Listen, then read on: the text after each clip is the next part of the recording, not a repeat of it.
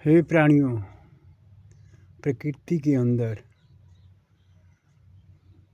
ये तत्व विभेद बहुत ही रहस्यमय गुड्डमय रहस्य चीज छिपी हुई है। इसको समझना बहुत कठिन है जीव को। जीव अगर इस तत्व को समझ जाए तो फिर कोई बंधन न कोई मुक्ति न कोई मोक्ष है, इससे पार है। मैं सागर हूँ और जीव मेरा ही अंश स्वरूप बूंद है। बूंद भी जल तत्व है और सागर भी जल तत्व है। और जल में जल जब समा जाता है, बूंद में सागर में बूंद जब समा जाती है तो वह अपना अस्तित्व ही खो देती है।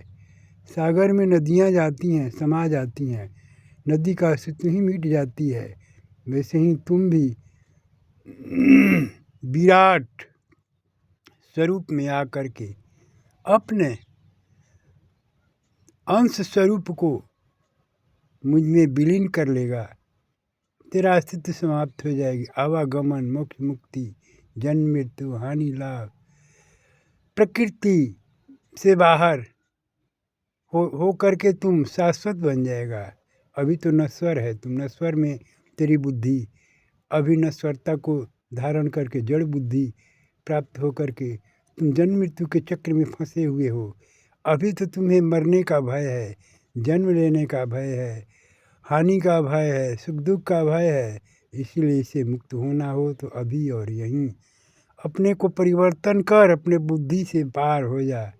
और जन्म मृत्यु से पार होना ही मोक्ष और मुक्ति है। यही ए मेरा वचन कठिन नहीं है और मेरा ये सूत्र भी कठिन नहीं है और मेरा ये ज्ञान परम ज्ञान है। परम शांति यही है जो अपने स्वरूप को समझ करके तू मुझ में आकर विलीन हो जा। ये संत महापुरुषों का वाणी है। महापुरुषों ने कहा है, कृष्ण ने भी इस बात को कहा है कि हे अर्जुन, मैं सागर हूँ और सागर में जो आता है वो विलीन हो जाता है, कुछ भी नहीं बचता। इसीलिए तो सागर में आकर के अपने अंश स्वरूप को स्थिर हो जा। और काहे को संसार में भटक रहा है, जन्म मृत्यु का दुनिया चक्र में पड़ करके भौतिक संसार में भटक रही है। यही अज्ञानता ही इसका बंधन है। अज्ञानता ही जन्म मृत्यु है। अज्ञानता ही संसार में आवागमन का चक्र में फंसा हुआ है जीव। अज्ञान को त्याग कर ज्ञान के सागर में आकर समा जा।